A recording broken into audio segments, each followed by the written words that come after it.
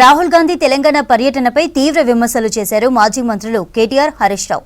రాహుల్ పర్యటనతో అశోక్ నగర్లో యువతను నిర్బంధించారని ఎక్స్లో పోస్టు పెట్టారు. ఎమర్జెన్సీ రోజులను గుర్తు తెచ్చారని మండిపడ్డారు. సూర్యాపేట మైనింగ్ బ్లాక్ల ఈ వేలంపై సీఎంకు లేఖ రాశారు కేటీఆర్. వివాదాస్పద టెండర్లను రద్దు చేయాలని డిమాండ్ చేశారు.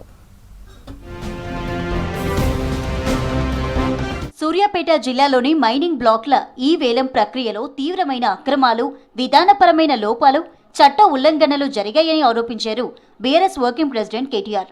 దీనిపై సీఎం రేవంత్ రెడ్డికి లేఖ రాశారు. గనుల శాఖ చేపట్టిన ఈ వేలం ప్రక్రియ పారదర్శకతకు విరుద్ధంగా సాగిందని విమర్శించారు. 1100 ఎకరాల రిజర్వ్ ఫారెస్ట్పై స్పష్టత లేకుండానే వేలం నిర్వహించారన్నారు. కీలక సాంకేతిక వివరాల్లో లోపం ఉందన్నారు. హైకోర్టు సూచనలు పట్టించుకోలేదన్నారు.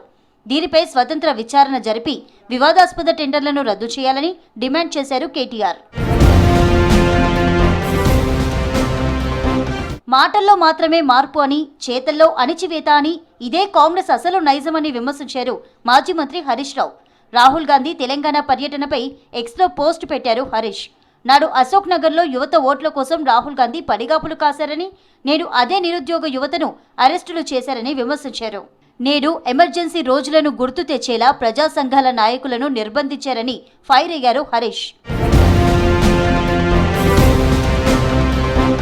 జనాభా దామాషా ప్రకారం ఎస్సీ రిజర్వేషన్లు పెంచాలన్నారు జాగృతి అధ్యక్షురాలు కవిత. అసెంబ్లీ బడ్జెట్ సమావేశాల్లో దీనిపై తీర్మానం చేయాలన్నారు. ఎస్సీ ఉపకులాలకు రిజర్వేషన్ ఫలాలు దక్కాలని చెప్పారు. విద్యా ఉద్యోగాల్లోనే కాదు, ఉపకులాలకు రాజకీయ రిజర్వేషన్లు దక్కాలన్నారు కవిత. బంజారాహిల్స్లోని జాగృతి కార్యాలయంలో ఎస్సీ ఉపకులాల నాయకులతో కవిత భేటీ అయ్యారు. ఎస్సీ రిజర్వేషన్ల పెంపునకు జాగృతి ఉద్యమిస్తుందని చెప్పారు.